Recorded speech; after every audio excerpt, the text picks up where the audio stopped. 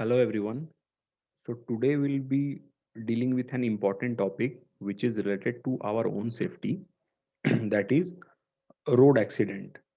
So we'll analyze the reasons for road accident, and recently a report was published, and we'll look into the report and what India is doing in order to decrease its road accident.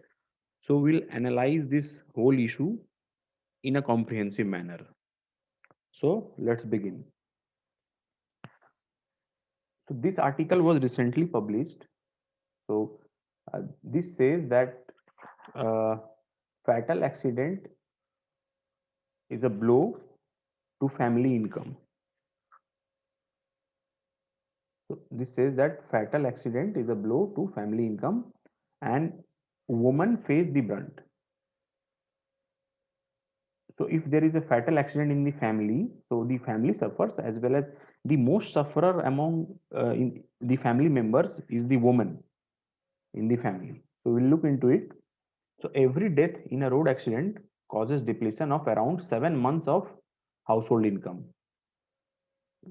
तो अगर family में एक भी accident होती है तो उससे क्या होता है, जो फैमिली की जो 7 मंथ की इनकम है, पुअर फैमिलीज की मैं बात कर रहा हूँ, वो उसमें चली जाती है। क्योंकि जब एक्सीडेंट होता है तो फिर लोगों का इलाज कराने और उसको रख रखाव में, मतलब 7 महीने की जो उनकी कमाई है, गाढ़ी कमाई, वो निकल जाती है इसमें। एंड पुशेस द कीन of victims into a cycle of poverty and डेब्ट। और उससे क्या होता है, जब इनके पास जो गरीब तबका है, उनके पास ऐसे ही सेविंग बहुत कम है, और 7 महीने की सेविंग अगर चली गई तो वो वापस से जो पॉवर्टी, नॉर्मली ये जो गरीब फैमिलीज हैं, सॉरी, या तो नॉर्मली जो गरीब फैमिलीज हैं, ये जस्ट पॉवर्टी लाइन से थोड़ा ही ऊपर रहती हैं। तो ये लेट से पॉवर्टी लाइन है, इससे थोड़ा ही इनकम इनका ज्यादा है, पर ये जो 7 महीने की जो इनकी सेविंग चली गई, तो उससे वापस ये बिलो पॉवर्टी लाइन चले जाते हैं, तो उससे उनको फिर लोन लेना पड़ता है। तो वो एक साइकिल ऑफ पॉवर्टी एंड डेब्ट में फंस जाते हैं। और ये कौन कह रहा है? This is said by new world bank report. तो you can write this anywhere in your mains answer writing और even in the essay, and because this you have high credibility of the source giving the information. अब आगे क्या है इसमें? The report title traffic crash injuries and disabilities the burden on Indian society served accident cases. तो ये जो report है, इसमें इन्होंने इंडियन सोसाइटी के ऊपर कैसा बर्डन डालती है, ये कितना इसका प्रभाव है, उसका इन्होंने स्टडी किया। तो उसमें क्या है, ये आगे बताते हैं कि India has seen around 4.5 lakh road accident resulting in at least 1.5 lakh death over the past few years. तो ये रिपोर्ट कहती है कि हर साल इंडिया में 4.5 लाख रोड एक्सीडेंट होते हैं। अब 4.5 में से 1.5 लाख लोगों की मौत हो जाती है, मतलब हर तीसरे एक्सीडेंट में एक लोग की मौत हो रही है। और इसका मतलब ये नहीं कि जो बाकी जो जो 3 लाख और केसेस हैं, उसमें लोग मरे नहीं, पर वो सीवियरली इंजर्ड हो जाते हैं। लेट से किसी का हाथ चला गया, पैर कट गए, या जीवन भर के लिए वो अपाहिज हो गया, वो फिजिकली डिसेबल्ड हो गया। तो इससे भी फैमिलीज को काफी सफर करना पड़ता है। तो it further says that around 64% of low income household reported a deterioration in their standard of living। तो एक्सीडेंट के बाद, और यहाँ पे और भी है कि more than 75% of poor household reported a decline in their income। so more than 75% of the household reported a decline in their income। तो एक्सीडेंट के बाद ये जो सर्वे इन्होंने किया, सर्वे में पाया गया कि 75% of the poor household said that they have decline in there income. वो नेचुरल भी है। और 64% ने बोला कि of low income household reported a deterioration in their standard of living. Naturally जब आपका इनकम डिक्लाइन करेगा तो आपका जो स्टैंडर्ड ऑफ लिविंग है वो भी डिटेरिएट कर जाएगा। तो स्टैंडर्ड ऑफ लिविंग भी इनका कम हो गया। ये आगे क्या कहती है रिपोर्ट जो है? The report found that women in the families of victim bore the brunt of crashes across the poor and rich. तो चाहे वो जो फैमिली जो शिकार हुई एक्सीडेंट की, वो चाहे गरीब हो या अमीर हो, उसमें भी सबसे ज्यादा जो बर्डन है वो वुमन को ही झेलना होता है, क्योंकि वुमन क्या होता है कि हमारे सोसाइटी में largely dependent on main for their sustenance, for their living. तो जब मेन और रोड एक्सीडेंट में ज़्यादातर मेन के साथ ही होता है, क्योंकि वो गाड़ी वगैरह वो चलाते हैं, रोड पे निकलते हैं, ड्राइवर वगैरह बहुत ही कम वुमेन ड्राइवर्स हैं। तो एक्सीडेंट भी उनका ज़्यादा होता है। तो जब जो सोर्स ऑफ इनकम है आपकी फैमिली में, जो फैमिली हेड है, जो कमा रहा है, उसको अगर कुछ हो जाए, तो पूरी फैमिली के ऊपर दिक्कत होती है, तो वुमेन को सबसे ज़्यादा जो इश्यूज़ है वो फेस करना पड़ता है। ये आगे और कहती है कि about 50% of the women were severely affected by the decline in their household income after the crash. तो लगभग 50% वुमेन ने बोला कि उनका हाउसहोल्ड इनकम जो है वो सीवियरली अफेक्टेड हो जाता है इसके बाद, एक्सीडेंट के बाद। तो ये आगे है कि ये स्टडी एनजीओ सेव लाइफ के साथ, सेव लाइफ फाउंडेशन के साथ मिलकर किया गया था। This is not very important. तो इन्होंने स्टडी में फिर आगे क्या रिकमेंड किया, a policy oriented approach to save lives and improve the ability of victims and their families to get back to their feet. तो एक पॉलिसी ओरिएंटेड अप्रोच चाहिए हमें, एक कॉम्प्रिहेंसिव पॉलिसी चाहिए, जिससे क्या हो कि लाइफ्स को हम बचा सकें, और जो फैमिलीज जो इससे इसकी विक्टिम है एक्सीडेंट की, वो वापस से अपने पैरों पे खड़े हो जाएं, including providing immediate financial, medical and legal aid.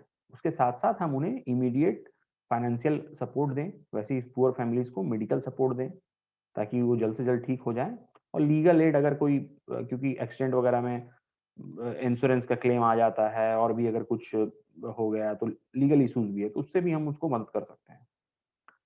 तो ये जो रिपोर्ट रिलीज किया, तो ये हमारे union road transport and highway minister Nitin Gadkari ji ने रिपोर्ट को बोला है, this is an eye opener for us. वाकई में ये आई ओपनर है। तो इन्होंने बोला है कि I am committed to reducing the road crash death by 50% by 2025। तो इन्होंने बोला है कि 2025 तक ये कमिटेड हैं कि रोड एक्सीडेंट को 50% से कम कर देंगे। अभी कितना है रोड एक्सीडेंट?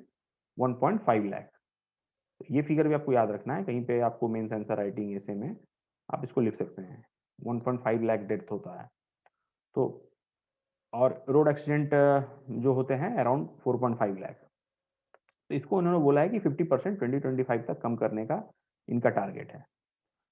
तो फर्दर इसमें क्या है, the survey showed that the income decline for low income rural household was the most severe compare to low income urban.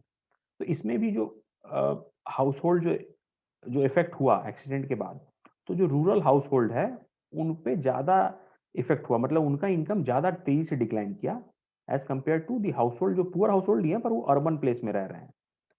तो ये भी एक यहाँ पे इन्होंने ऐसा देखा है, ऐसा पाया इन्होंने। और फिर यहाँ पे भी मैंने बोला था कि वुमेन जो है, चाहे वो पुअर हाउस होल्ड हो या रिच हाउस होल्ड हो, तो दोनों में ही वुमेन सबसे ज़्यादा इम्पैक्टेड है इस चीज़ से। The findings identify the areas that require immediate improvement, such as effort towards post-crash emergency care and protocol.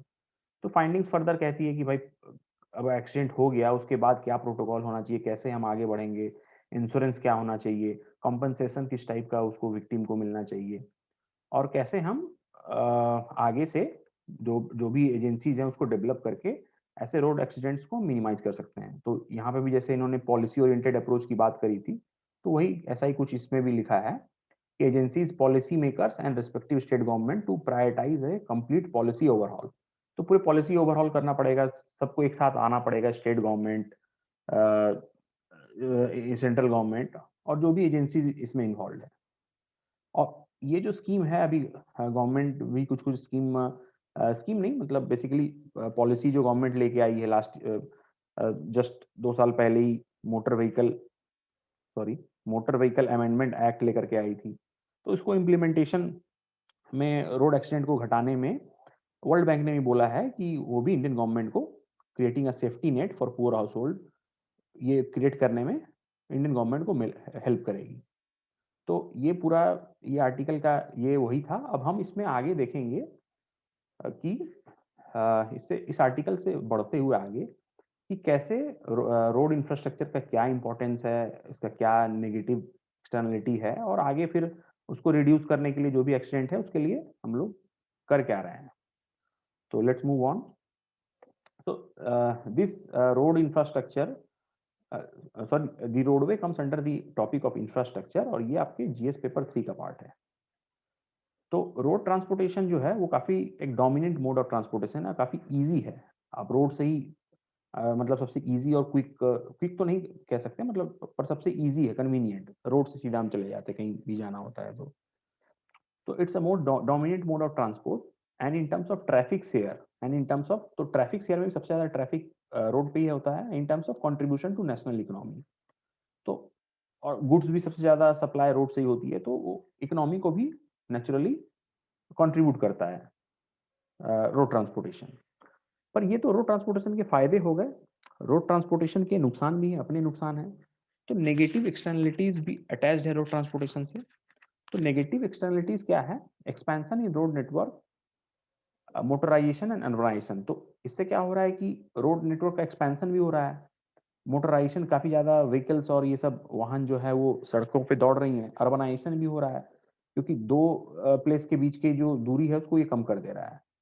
तो अब लोग रोड के किनारे भी घर बना के रह रहे हैं, अर्बनाइजेशन हो रहा है, डेवलपमेंट हो रहा है इस पूरे एरिया में। पर उससे क्या हो रहा है? एक्सीडेंट भी बढ़ रहे हैं। तो ये वर्ल्ड रोड स्टैटिस्टिक्स का भी डेटा कहता है कि इंडिया को जो रोड एक्सीडेंट से जो इकोनॉमिक लॉस है वो अराउंड 3% ऑफ आवर जीडीपी है। तो ये भी एक इंपॉर्टेंट डेटा है जो आपको याद रखना है। एक तो 4.5 लाख एक्सीडेंट होते हैं, रोड एक्सीडेंट, 1.5 लाख डेथ होती है, और उसका जो इकोनॉमिक सिग्निफिकेंस है वो around close to 3% of our GDP. काफ़ी हाई, बड़ा नंबर है। तो रोड सेफ्टी के लिए हमने क्या किया है? एक इंपॉर्टेंट डिक्लेरेशन है, इसको आपको याद रखना है, ब्राजीलिया डिक्लेरेशन। और ये इंपॉर्टेंट आपके प्रीलिम्स के पॉइंट ऑफ व्यू से भी है, और मोस्ट प्रोबेबली शायद एक क्वेश्चन प्रीलिम्स में इससे पूछा जा चुका है यूपीएससी में। तो ब्राजीलिया डिक्लेरेशन क्या कहती है?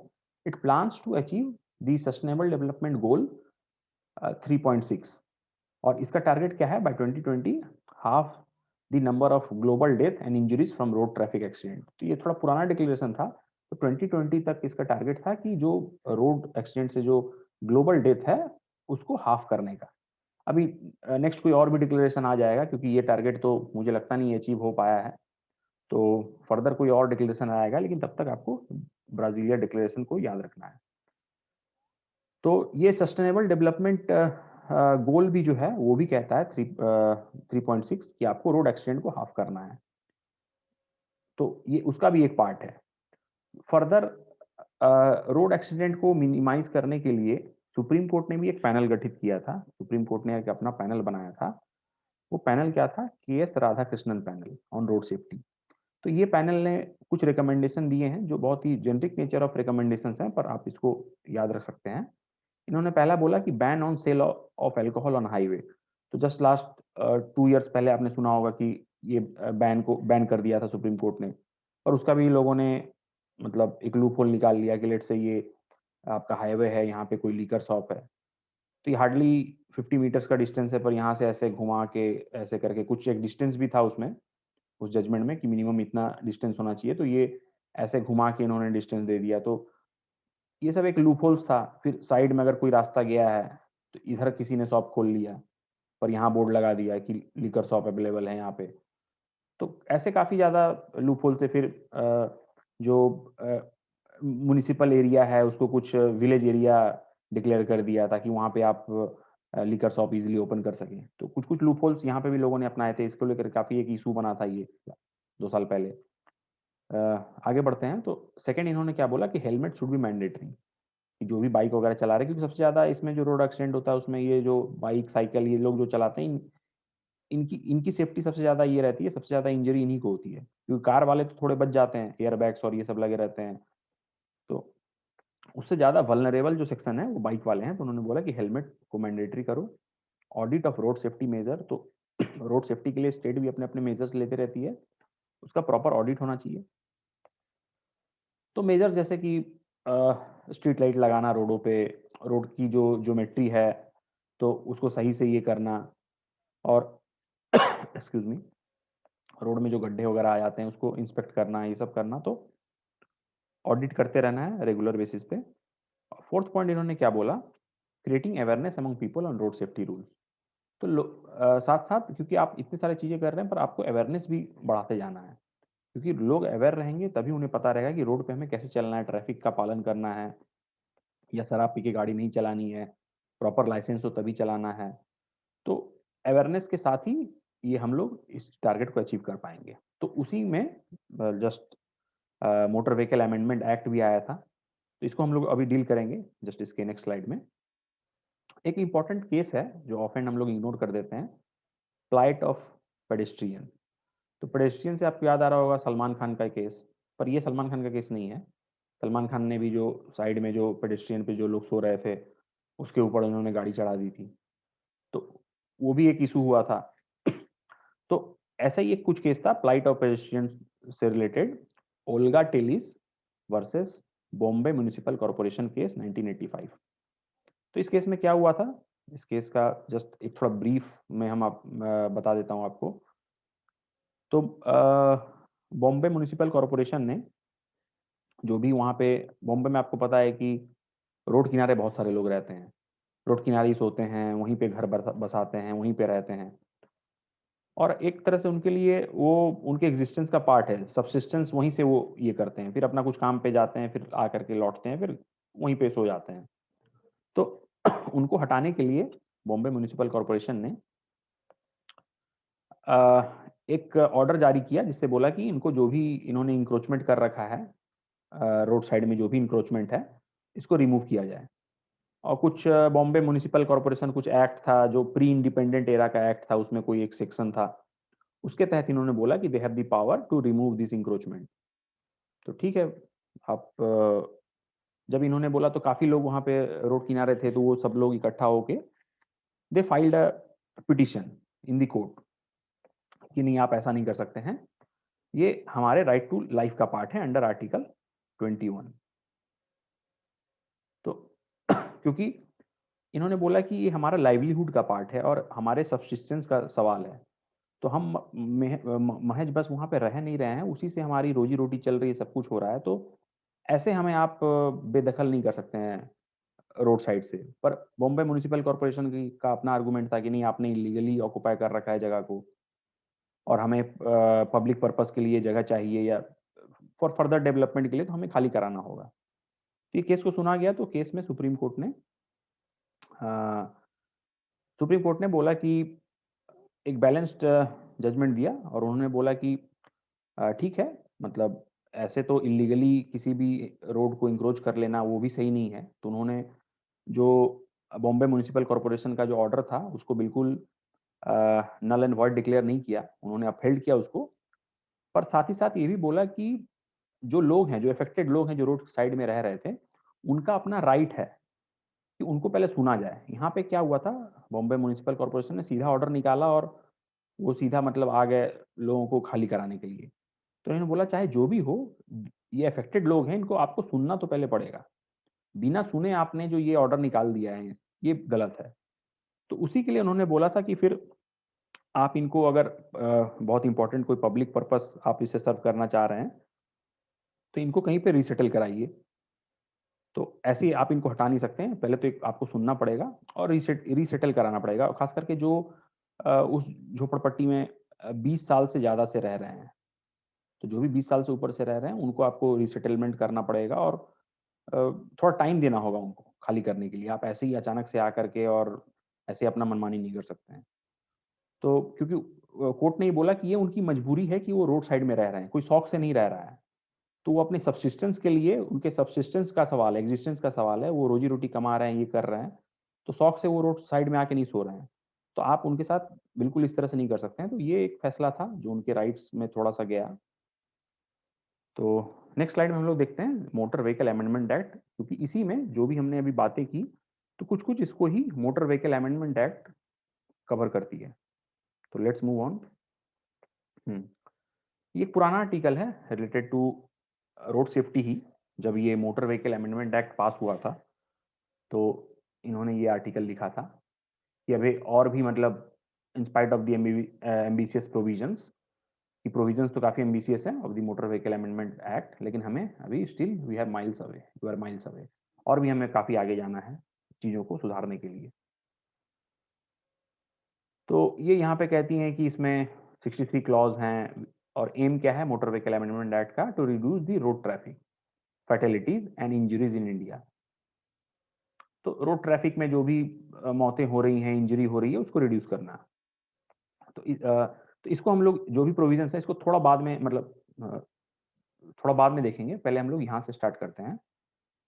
तो इन्होंने इंडियन रोड का बोला है कि इंडियन रोड को यूएस और यूरोपियन कंट्रीज के रोड से कंपेयर किया है। तो यहाँ पे इन्होंने बोला है कि बहुत अलग जो रोड पे जो हमें ट्रैफिक दिखता है या जो रोड पे जो भी इश्यूज होते हैं, वो हम सीधा वेस्टर्न और या यूरोपियन सोसाइटी से सीधा कंपेयर नहीं कर सकते हैं। क्योंकि यहाँ पे क्या है, इंडिया में डेंसिटी जो है वो स्मॉल टाउन्स एंड विलेजेस की काफ़ी हाई है, और वो सब सब हाईवे के अराउंड ही आपको छोटे-छोटे घर मिलेंगे, लोग रह रहे हैं हाईवे के किनारे ही। और इंडियन रोड्स पे क्या है, प्रेजेंस ऑफ ट्रैक्टर भी चल रहा है, थ्री व्हीलर लोग चला रहे हैं, ऑटो, टेम्पू, रिक्शा सब चल रहा है, कार्स हैं, बसेस हैं, ट्रक्स हैं, ट्रक ट्रेलर जो बड़े-बड़े ट्रेलर होते हैं ट्रक के वो चल रहे हैं, तो सब एक साथ हाईवे पे चलते रहते हैं। तो ऐसा जो मिक्सचर है, साइकिल वाला भी चल रहा है, बाइक वाला भी चल रहा है, बीच-बीच में जानवर भी रोड पे ही चलते हैं, तो ऐसा आपको वहाँ पे डिफरेंट ट्रैफिक मिक्स मिलेगा if you compare our Indian traffic with the North American और द वेस्टर्न यूरोप। वो वहाँ पे there most highway standards have been developed, तो वहाँ पे एक अलग स्टैंडर्ड डेवलप है। और आप वीडियो में भी देखते होंगे यूट्यूब में भी कि सड़कें वहाँ काफ़ी अच्छी हैं और सब रूल्स को फॉलो करके वहाँ पे चलते हैं। तो आप सीधा वहाँ से इंडिया को कंपेयर नहीं कर सकते हैं। इंडिया का एक डिफरेंट जो सोशल रियलिटी है वो इंडिया का एक अलग है। तो फिर ये आगे इन्होंने बोला है कि ministry of road transport and highway report of 2018 listed that India में लगभग 1.5 लाख मौतें हुई रोड एक्सीडेंट से, 1.5 लाख। लेकिन हाउएवर उसी साल डब्ल्यूएचओ ने एक रिपोर्ट जारी किया था, इसमें बोला गया था कि 3 लाख लोग मरे थे रोड एक्सीडेंट से। पर आपको जो ये ऑफिशियल डेटा है, आपको इसको याद रखना है, ये ज़्यादा इंपॉर्टेंट है। और जो इंडिया में ये भी बोला जाता है कि अंडर रिपोर्टिंग होती है, और ये फैक्ट भी है। तो ऑलमोस्ट 50% जो भी रोड एक्सीडेंट है वो अंडर रिपोर्टिंग है हमारे यहाँ। तो इसीलिए ये आपको 1.5 लाख और ये 3 लाख का जो डिफरेंस है ये दिख रहा है। तो ठीक है, पर फिर भी आपको जो ऑफिशियल फिगर है आपको उसी को फोकस करना है। ये तो अनऑफिशियल फिगर है क्योंकि अंडर रिपोर्टिंग हो जाती है। तो ये एक रोड का सिनेरियो हुआ। अब रोड के सिनेरियो को देखते हुए नया जो मोटर व्हीकल अमेंडमेंट बिल आया था, अमेंडमेंट एक्ट, तो उसमें क्या-क्या है प्रोविजंस? तो उसमें है मोटर व्हीकल एक्सीडेंट फंड। तो एक फंड बनेगा मोटर व्हीकल एक्सीडेंट के लिए कि जो भी विक्टिम्स होंगे, जो लोग उसमें इन्वॉल्व्ड हैं या जो पुअर हैं, उनको एक उससे मुआवजा दे सकें हम, कंपनसेट कर सकें उनको। क्योंकि जो गरीब है उसको तो कुछ नहीं मिलता है उससे, वो और गरीब हो जाता है। हमने पिछले आर्टिकल में जस्ट जो अभी लास्ट आर्टिकल जो अभी डिस्कस किया उसमें देखा कि कैसे हाउस होल्ड का 7 महीने का जो उनका सेविंग्स है वो चला जा रहा है। तो वही ये बात करता है कि एक मोटर व्हीकल एक्सीडेंट फंड बनेगा to provide compulsory insurance cover to all road users. इससे क्या होगा, कंपल्सरी इंश्योरेंस कवर मिलेगा सभी यूजर्स के लिए। Defining a good Samaritan law. तो गुड समैरिटन लॉ भी आ ही गया है, आपको पता है। जैसे पहले होता था कि लोग अगर किसी रोड विक्टिम को देख भी लेते थे तो उसको छोड़ देते थे उसी हाल पे, क्योंकि लोगों को डर लगता था कि यार कौन जाएगा उसे बचाने के लिए, फिर पुलिस केस हो जाएगा, फिर पुलिस उससे परेशान करेगी। तो अब जो ये गुड समैरिटन लॉ आ गया है, इसके तहत जो भी अगर आप जाते भी हैं उनको, तो पुलिस आपको हैरास नहीं करेगी, ना ही पुलिस आपसे पूछेगी। तो मे बी जस्ट एक प्रिलिमिनरी पूछताछ करे कि भाई आप कहाँ से उसको लेकर के आए हॉस्पिटल या क्या है। तो ये जो चेंजेस आया, इससे क्या होगा कि लोग अब इनकरेज होंगे, ताकि जो भी एक्सीडेंट विक्टिम है उसको हम जल्द से जल्द हॉस्पिटल पहुंचा सकें। क्योंकि आपको पता है कि जो गोल्डन आवर्स हैं उसमें अगर हमने किसी विक्टिम को बचा लिया, तो वो गोल्डन आवर इनिशियली 30 मिनट से 1 आवर का बीच क्या होता है एक्सीडेंट के। तो उस बीच में अगर हमने किसी को जल्द से जल्द अगर हम किसी को हॉस्पिटल लेके चले गए, तो उसके बचने की चांसेस बढ़ जाती है। पर पहले जो लॉ था, इतने आर्काइक लॉ थे कि लोग डरते थे कि यार फिर पुलिस आएगी, फिर परेशान करेगी, तो कोई हेल्प नहीं करता था। उससे ये जो गोल्डन आवर्स हैं ये मिस हो जाता था, और फिर हम वेट करते रहते थे कि कब एम्बुलेंस आएगी और ले जाएगी, तो उसको आने में भी टाइम लगता था। तो ये एक अच्छा स्टेप है। फर्दर इसमें क्या किया गया है, recall of defective motor vehicle. जो भी डिफेक्टिव मोटर व्हीकल्स है उसको रिकॉल कर रही है गवर्नमेंट। फिर यहाँ पे time to time new scrappage policy भी आपने देखा होगा कि इस बजट में न्यू स्क्रैपेज पॉलिसी गवर्नमेंट लेके आई थी कि जो भी व्हीकल्स हैं वो जो 15 इयर्स से ज़्यादा हैं, तो उसको आप उसमें गवर्नमेंट भी कुछ पैसे आपको देगी और आप उस व्हीकल को स्क्रैप में बेच दें। क्योंकि उससे पॉल्यूशन और ये सब भी सेफ्टी-वेफ्टी के भी इश्यूज़ हैं, पॉल्यूशन भी ज़्यादा करता है, तो उस वैसे व्हीकल्स को आप हटाएँ। फिर क्या है? Development of a national transportation policy. तो एक नेशनल ट्रांसपोर्टेशन पॉलिसी बनेगा कि कैसे हम ओवरऑल एक नेशनल लेवल पे ट्रांसपोर्टेशन को कैसे हम डेवलप करें by integrating different mode of transportation, B it the railway, B it the roadway, B it the airway, metros. तो काफ़ी अर्बन सिटीज़ में मेट्रोज़ वगैरह भी बन रही हैं। तो उसको कैसे इंटीग्रेट करें कि मेट्रो से सीधा आप जैसे आप अगर दिल्ली मेट्रो की बात करें तो मेट्रो से आप सीधा एयरपोर्ट पे जा सकते हैं। फिर जो वहाँ पे जो मेजर बस टर्मिनल है, वहाँ पे भी आप पहुँच सकते हैं मेट्रो से। तो एक सीमलेस कनेक्टिविटी रहे, ताकि ऐसा ना हो कि लोग यहाँ पे उतर जाएँ और फिर एयरपोर्ट यहाँ से कुछ 5 किलोमीटर दूर है, तो फिर वो एक अलग प्रॉब्लम है। फिर क्या है इसमें नेशनल रोड सेफ्टी बोर्ड, एक नेशनल रोड सेफ्टी बोर्ड बनेगी जो इन सब चीज़ों को मॉनिटर करती रहेगी, recognising taxi aggregator and increased penalty for several offences. तो टैक्सी एग्रीगेटर्स हैं, जो ओला, उबर ये सब जो कैब वगैरह चल रहे हैं, तो इसको इनको पहले रिकॉग्निशन नहीं था, तो ये नए मोटर व्हीकल अमेंडमेंट एक्ट में इनको भी रिकॉग्निशन मिला है। तो इससे इनके जो ड्राइवर्स हैं या इनका जो अपना एक पूरा फ्लीट चलता है ऑफ कैब्स, तो उसको भी थोड़ा ट्रैक भी हम कर पाएँगे और इसको भी इस दायरे में हम ले आएँगे इंश्योरेंस और इन सब चीज़ों के। और इंक्रीज़ पेनल्टी, और आपको पता है कि फीस जो पहले पेनल्टी लगती थी, पहले कुछ मिनिमम ₹100 का कुछ पेनल्टी था, तो उससे काफ़ी बढ़ा दिया गया, ऑलमोस्ट ₹1000 के आस-पास कर दिया गया है। तो ये सब एक जनरल प्रोविज़न्स हैं जो मोटर व्हीकल अमेंडमेंट एक्ट में हैं। तो इससे क्या होगा? Our target is to reduce traffic crashes by at least 50% by 2030। तो 2030 तक 50% हम जो क्रैश है उससे हम कम कर दें। ये target set by United Nations. तो ये टारगेट यूनाइटेड नेशंस ने भी सेट किया है। अब आगे बढ़ते हैं यहाँ पे रोड सेफ्टी डेटा। तो डेटा का इंपॉर्टेंस भी बढ़ता जा रहा है। तो हम कैसे रोड सेफ्टी को बढ़ाने के लिए डेटा से कैसे हम हेल्प ले सकते हैं? तो डेटा ड्रिवन अप्रोच हमें लाना पड़ेगा। तो इन दिस अप्रोच क्या होगा इसमें? Priorities are derived by using crash data, background data, exposure data and data on safety performance. तो जो भी क्रैश डेटा हमारे पास कलेक्ट हो रहा है, और उससे हम डेटा ड्रिवन अप्रोच से क्या कर सकते हैं कि लेट्स से दिल्ली है यहाँ पे और यहाँ मुंबई है, तो दिल्ली मुंबई जो एक्सप्रेसवे कॉरिडोर जो डेवलप हो रहा है, तो यहाँ से अगर हमें डेटा यहाँ पे पता रहेगा कि कहाँ पे एक्सीडेंट हो रहा है, तो हम वहाँ पे जो भी ग्रे एरियाज़ है वो आइडेंटिफ़ाई कर पाएँगे। ये इन जगहों पे ज़्यादा एक्सीडेंट हो रहा है। तो सब्सिक्वेंटली उस डेटा के हेल्प से हम वहाँ पे देख पाएँगे कि आखिर ऐसा क्यों हो रहा है? अगर अगर इतने ज़्यादा एक्सीडेंट हो रहे हैं तो आखिर क्या कारण है? तो कारण भी बहुत हो सकता है। तो उसको हम लोग एनालाइज़ कर सकते हैं कि अ, क्या ये रोड की जो डिज़ाइन है, उसमें कोई फ़ॉल्ट है? या यहाँ पे कोई एक ब्लाइंड स्पॉट क्रिएट हो रहा है जो ड्राइवर्स को दिख नहीं रहा है। तो सिमिलरली हम लोग आगे उससे फिर मूव कर सकते हैं। तो उसमें क्या होगा कि एक रिसेंट आप एग्ज़ाम्पल भी कोट कर सकते हैं कि मुंबई-पूना जो एक्सप्रेसवे है, तो मुंबई-पुणे जो एक्सप्रेसवे है, यहाँ पे ये एक्सप्रेसवे में डेथ रेट काफ़ी ज़्यादा था, अभी कुछ साल पहले तक। तो उसको वहाँ पे कैसे पुलिस ने कम किया?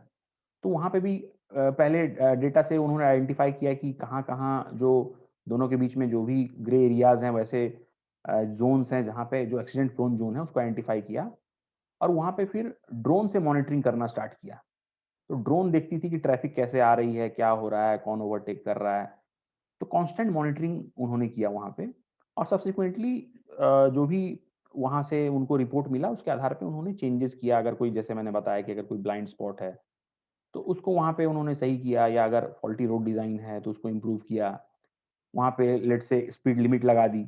अगर बहुत ज़्यादा स्पीड से गाड़ियाँ चल रही हैं तो कुछ स्पीड लिमिट लगा दिया गया या रास्ते में कुछ ब्रेकर्स वगैरह डाल दिए। तो ऐसे काफ़ी चीज़ें हैं जो आप कर सकते हैं, तो पर आपके पास डेटा होना चाहिए इसको बैक करने के लिए। तो यही ये कह रहा है कि डेटा ड्रिवन अप्रोच से हमें आगे बढ़ना होगा। तो यहाँ पे इन्होंने एक और बात करी है जो इस आर्टिकल में, कि पेनल्टीज़ एट डिटरेंट। तो इन्होंने बोला है कि जैसे हमने यहाँ पे अभी बोला कि हमने पेनल्टीज़ बढ़ा दिया है। तो ऑथर ने यहाँ पे बोला है कि क्या पेनल्टीज़ वाक़ई में डिटरेंट का काम करती है? मतलब अगर हम बहुत ज़्यादा किसी चीज़ के लिए पेनल्टी बढ़ा दें, तो क्या वो क्राइम या जो भी फ़ॉल्ट है वो रुक जाएगी? तो इनका कहना है कि नहीं, ऐसा नहीं है। तो इनका कहना है कि ऐसा नहीं होता है, और स्टडी भी इन्होंने कुछ-कुछ कोट किया है यहाँ पे कि जैसे कि यहाँ पे एक स्टडी है, ये रहा। ऑस्ट्रेलिया में 2007 में evaluated the effectiveness of stricter penalties, which said it is suggested that substantial increase in fines and licence disqualification would have limited potential in deterring offenders. तो ऑस्ट्रेलिया में इन्होंने स्टडी किया था, वहाँ पे पता चला कि अगर आप फाइन बढ़ा रहे हैं, उससे डिटरेंट इफेक्ट क्रिएट नहीं होता है। तो यही इन्होंने आगे इन्होंने बोला है कि क्योंकि बहुत सारे डायनामिक्स इन्वॉल्व्ड हैं, जैसे डिज़ाइन इन्फ्लुएंस ड्राइविंग बिहेवियर। तो इनका कहना है कि अगर रोड की जो डिज़ाइन है, उससे भी ड्राइवर का बिहेवियर इन्फ्लुएंस होता है। जैसे road expert suggest that the road design such as lane width, अगर बहुत चौड़ी लेन है तो ड्राइवर उस हिसाब से फिर गाड़ी चलाता है। Shoulder presence, number of lens and median design. तो सामने अगर हमें रोड अच्छी दिखती है तो फिर उस हिसाब से हम लोग गाड़ी चलाते हैं। फिर यहाँ पे भी ये आगे फिर इन्होंने बात करा है, that drivers can modify their behaviour based on what they see on the road ahead. तो आगे देख करके अगर रोड खाली होती है तो हम अपना स्पीड बढ़ा देते हैं, रोड पे अगर ज़्यादा ट्रैफिक होती है तो स्पीड सब्सिक्वेंटली हम कम कर देते हैं। तो drivers are more likely to fall asleep और experience boredom on straight monotonous dual car carriageway road with little traffic. तो जहाँ ट्रैफिक कम है और एकदम 4 लेन 6 लेन रोड है, तो बस एक यहाँ पे एक ट्रैफिक बस इधर जा रही है, दूसरे साइड से ट्रैफिक बस इधर आ रही है और एकदम ट्रैफिक भी कम है, तो काफ़ी बोर्डम हो जाता है। तो फिर बहुत जगह फॉल्टी रोड डिज़ाइन भी रहती है। तो इसको ये करने के लिए कैसे हम इनको हम इम्प्रूव करें रादर देन हम फाइन बढ़ाते जाएँ। क्योंकि ऐसे रोड में क्या होता है, drivers are more likely to fall asleep और एक्सपीरियंस बोर्डम। तो however road engineers can change the road design to reduce boredom. तो बोर्डम को रिड्यूस करने के लिए कैसे डिज़ाइन चेंज करेंगे? तो आपने देखा होगा कि रोड में, जैसे ये रोड है तो बीच-बीच में छोटे-छोटे बम्पर्स रहते हैं। बहुत हल्के-हल्के और काफ़ी मतलब एक साथ 10-20 आ जाते हैं एक साथ। उससे क्या होता है, जब आप गाड़ी लेके इसके ऊपर से पास करेंगे, तो आपको हल्का-हल्का उसके वो झटका देगी। तो वो बेसिकली होता है कि लेट्स से अगर आपको थोड़ी नींद भी आ रही है, तो आपको एक तरह से कोई जैसे अगर जगाता है किसी को झटका देके, तो वैसे आपको फ़ील होगा। तो ये सब थोड़े डिज़ाइन हैं या कुछ और भी जो एक्सपर्ट हैं इसमें, वो और अच्छे से इन चीज़ों को बता पाएँगे। पर हमें उतना डिटेल में नहीं जाना है, इतना ही काफ़ी है यूपीएससी प्रिपरेशन के लिए। तो इन्होंने यही बोला है कि मतलब डिटरेंस से ज़्यादा हम इन सब चीज़ों पे अगर ध्यान दें, तो उससे ज़्यादा हम रोड एक्सीडेंट जो है उसको डिक्रीज़ कर सकते हैं, रादर देन जस्ट कि फाइन बहुत बढ़ा दिए, उससे सब चीज़ें सही हो जाएगी। तो ये आर्टिकल उसी के ऊपर फ़ोकस कर रहा है और हमने इसमें देखा कि ओवरऑल की रोड एक्सीडेंट क्यों हो रही है, इंडिया में क्या है सबसे ज़्यादा इसके ऊपर इश्यूज़ जो है वो वुमेन को फेस करना पड़ता है, और कैसे हम इसको आगे इम्प्रूव कर सकते हैं। तो यही सब था इस आर्टिकल में। या थैंक यू।